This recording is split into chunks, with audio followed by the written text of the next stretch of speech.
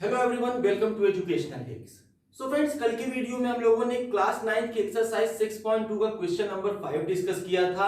आज के इस वीडियो में हम लोग क्लास 9 की एक्सरसाइज 6.2 का क्वेश्चन नंबर 6 डिस्कस करेंगे और ये आपकी एक्सरसाइज 6.2 का लास्ट क्वेश्चन है। इसके बाद आपकी हम दूसरी एक्सरसाइज स्टार्ट होगी। सो लास्ट क्वेश्चन क्या कहता है, आइए इसको पहले समझते हैं और समझने के बाद इसको सॉल्व करते हैं। कह रहा है कि PQ and RS are two mirrors placed parallel to each other.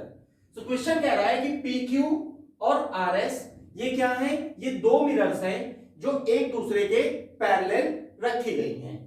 An incident ray AB strikes the mirror PQ at B. अब ये जो AB है ये एक रे है जो इस PQ मिरर पे स्ट्राइक कर रही है या उस पे इंसिडेंट कर रही है। कहां पे स्ट्राइक कर रही है? B पे। और स्ट्राइक करने पे B के बाद जो रिफ्लेक्टेड रे है, ये जो BC है, दिस BC, ये BC क्या है? ये रिफ्लेक्टेड रे है। ये रिफ्लेक्टेड रे मूव करती है along the path BC। AB क्या है? ये एक इंसिडेंट रे है। ये इस मिरर PQ पे B पे स्ट्राइक की और स्ट्राइक करने के बाद ये RS मिरर की तरफ मूव करती है और इस RS मिरर को पॉइंट C पे स्ट्राइक करती है और स्ट्राइक करने के बाद ये फिर से रिफ्लेक्ट बैक हो जाती है CD के अलोंग। यहां पे स्ट्राइक की और फिर ये रिफ्लेक्ट बैक हो गई। अब हमको प्रूफ करना है कि proof that AB is parallel to CD। हमको क्या प्रूफ करना है? हमको प्रूफ करना है कि ये जो AB है ये इस CD के पैरेलल होगा। एक बार क्वेश्चन हम आपको फिर से एक्सप्लेन कर देते हैं। अभी हम आपको क्वेश्चन से एक्सप्लेन किए, हम फिगर से एक्सप्लेन कर देते हैं। क्वेश्चन कह रहा है कि PQ और RS ये दो मिरर्स हैं जो एक दूसरे के पैरेलल हैं। इस पे एक रे स्ट्राइक करती है, इंसिडेंट रे स्ट्राइक करती है AB स्ट्राइक करती है मिरर PQ पे, किस पॉइंट पे? B पे। और स्ट्राइक करने के बाद ये RS मिरर की तरफ मूव करती है और मूव करने के बाद या रिफ्लेक्ट होती है और रिफ्लेक्ट करने के बाद RS मिरर को इस पॉइंट C पे ये स्ट्राइक की और स्ट्राइक करने के बाद ये फिर से CD के अलोंग रिफ्लेक्ट कर जाती है। अब हमको प्रूफ करना है कि ये जो AB लाइन है ये इस CD के पैरेलल होगी। ठीक, तो हम इसको कैसे प्रूफ करेंगे, चलिए इसको समझते हैं। लेकिन हमने आपको पहले भी बताया है कि किसी भी क्वेश्चन को प्रूफ करने के पहले हमको जो चीजें गिवन होती है उनको हमको एक साइड में लिख लेना होता है। तो हमको तीन चीजें दी गई हैं। पहला है कि PQ RS के पैरेलल है। सेकंड है कि AB BC और CD ये क्या है? रेज हैं। AB BC और CD ये क्या है? ये रेज हैं। हमको प्रूफ करना है कि AB पैरेलल है किसके? ये जो AB है ये CD के पैरेलल है। मतलब AB क्या है? AB इज इंसिडेंट रे और CD क्या है? Reflected ray. ये दोनों एक दूसरे के पैरेलल हैं। तो चलो प्रूफ करते हैं। प्रूफ करने के पहले हमको यहां पे कुछ कंस्ट्रक्शन करना होगा। कैसे? हमको इस मिरर PQ पे एक परपेंडिकुलर B पॉइंट से ड्रॉ करना होगा जिसको हम कह देंगे BM, और इस मिरर RS पे जो पॉइंट C है इससे हम एक परपेंडिकुलर ड्रॉ करेंगे जिसको हम कह देंगे CM। Is it clear? तो सबसे पहले हम क्या कहेंगे कि कंस्ट्रक्ट, सबसे पहले हम क्या कहेंगे कि construct BM perpendicular to PQ, construct BM perpendicular to PQ and CN perpendicular to RS and CN perpendicular to RS। अब ये हमारा बन गया। तो आप लोगों ने angle of incidence, angle of reflection ये सब पढ़ा होगा स्नेल्स लॉ में। तो फिजिक्स में आपने पढ़ा होगा कि जो इंसिडेंट रे होती है, AB क्या है? AB इंसिडेंट रे है और BC क्या है? ये रिफ्लेक्टेड रे है। तो फिजिक्स में आपने पढ़ा होगा कि जो एंगल ऑफ इंसिडेंस होता है वो एंगल ऑफ रिफ्लेक्शन के इक्वल होता है। तो इसको हम मान लेते हैं 1 और इसको हम मान लेते हैं 2, इसको हम सपोज कर लेते हैं कि ये है 3 और इसको हम सपोज कर लेते हैं क्या कि ये है 4। ठीक, तो angle of incidence angle of reflection के इक्वल होता है, ये आपने पढ़ा है। तो इसका मतलब क्या हुआ? इसका मतलब हुआ कि angle 1 equals to angle 2 and angle 3 equals to angle 4, इसको हमने मान लिया इक्वेशन 1। एंगल 1 एंगल 2 के इक्वल होगा, क्यों? क्योंकि ये एंगल ऑफ इंसिडेंस है, ये एंगल ऑफ रिफ्लेक्शन है। Is it clear? Angle 3 angle 4 के इक्वल होगा, क्योंकि 3 एंगल क्या है? ये एंगल ऑफ इंसिडेंस है, और 4 क्या है? ये एंगल ऑफ रिफ्लेक्शन है।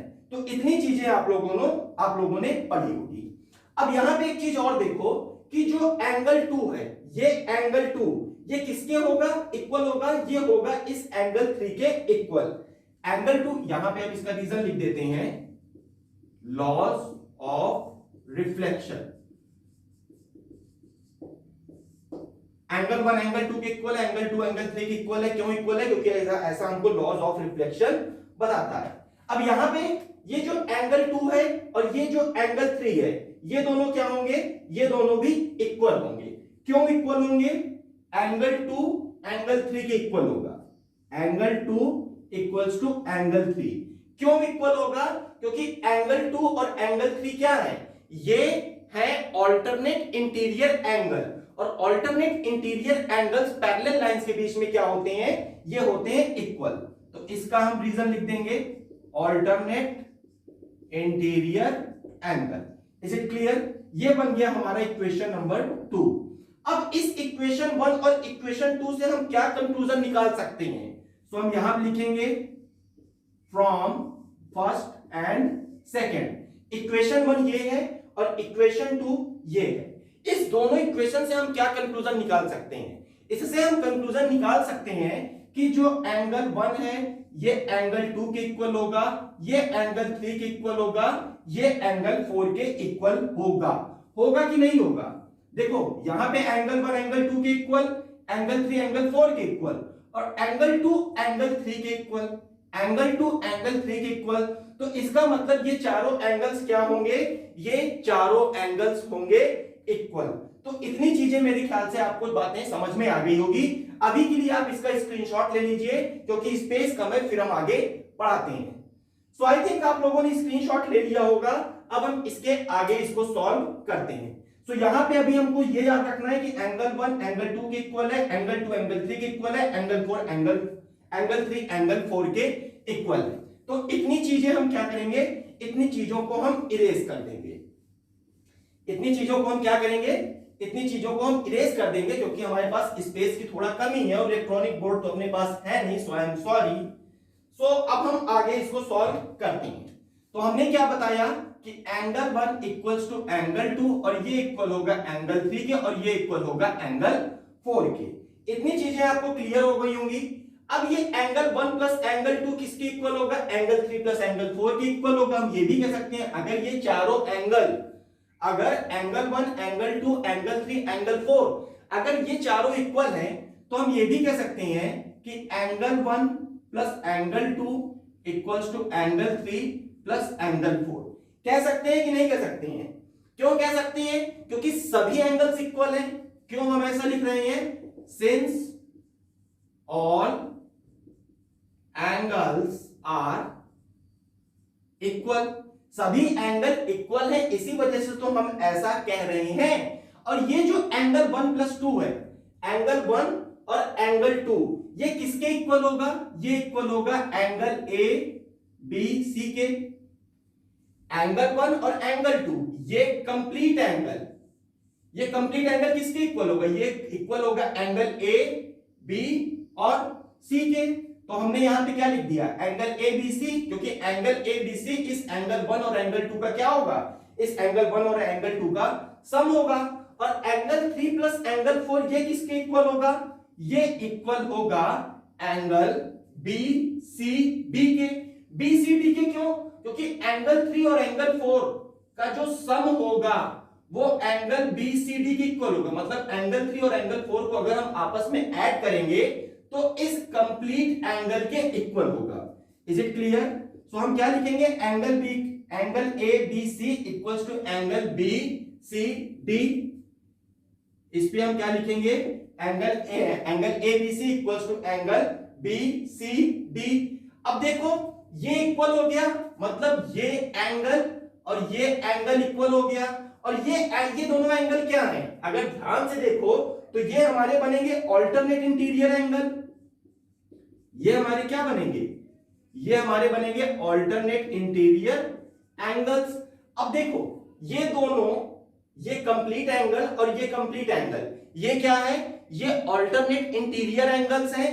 और ऑल्टरनेट इंटीरियर एंगल्स क्या है, ऑल्टरनेट इंटीरियर एंगल्स पैरेलल हैं। और ऑल्टरनेट इंटीरियर एंगल्स अगर अल्टरनेट इंटीरियर एंगल्स अगर पैरेलल नहीं इक्वल हैं, और अल्टरनेट इंटीरियर एंगल्स अगर इक्वल हैं, तो हम ये भी तो कह सकते हैं कि ये जो ए बी है ये सी डी के पैरेलल होगी, क्योंकि ऑल्टरनेट इंटीरियर एंगल्स इक्वल सिर्फ पैरेलल लाइंस पे होते हैं, ये आपने थ्योरम में पढ़ा था। तो हम क्या कहेंगे कि A B is parallel to C D. क्यों इक्वल हुआ, क्योंकि A B C D, this angle and this angle, ये दोनों इक्वल है, और ये दोनों इक्वल है, प्लस ये ऑल्टरनेट इंटीरियर एंगल्स हैं।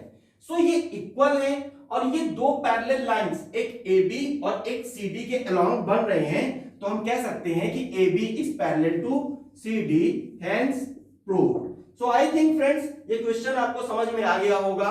अब इसके साथ हमारी एक्सरसाइज 6.2 कंप्लीट हो जाती है। इसके बाद हम मूव करेंगे एक्सरसाइज 6.3 की तरफ, जहां पे पहले हम लोग रिकॉर्डेड वीडियोस के थ्रू थ्योरम्स को डिस्कस करेंगे, उसके एक्सरसाइजेस को डिस्कस करेंगे, और उसके बाद हम लोग एक्सरसाइज 6.3 की तरफ मूव करेंगे।